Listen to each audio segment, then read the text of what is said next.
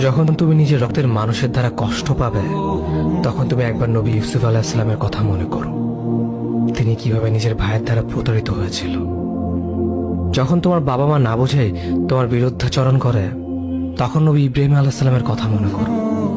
তার বাবা তাকে আগুনে নিক্ষেপ করায় ভূমিকা রেখেছিল। যখন তুমি সমস্যা থেকে পরিত্রাণের জন্য কোনো পথ পাবে না, তখন ইউনূস আলাইহিস সালামের কথা ভেবো। তিনি কতটা সময় তিমি মাছের পেটে আটকা পড়েছিল।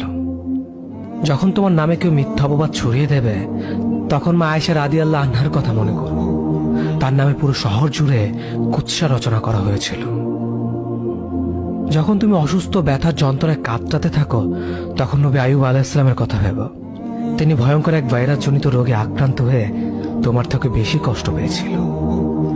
যখন তুমি দিনের কোনো বিধান নীতিতে যুক্তি খুঁজে পাও না, তখন নবী নূহ আলাইহিস সালামের কথা ভেবো। তিনি কোনো প্রশ্ন ছাড়াই মরুভূমিতে নৌকা তৈরি করেছিল।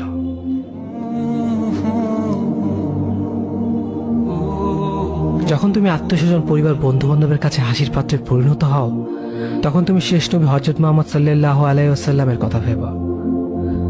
রাসূল সাল্লাল্লাহু আলাইহি ওয়াসাল্লাম বলেছিলেন, সবচেয়ে বড় পরীক্ষা দিয়েই সব থেকে বড় পুরস্কার আসে।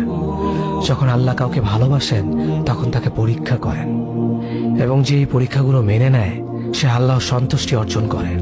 আর যে অভিযোগ করে, সে তার ক্রোধের পাত্র হয়। হে আল্লাহ, তোমার কথা মনে করা, তোমার প্রতি কৃতজ্ঞ হওয়ার এবং তোমার ইবাদত করার তৌফিক আমাদের দান করো।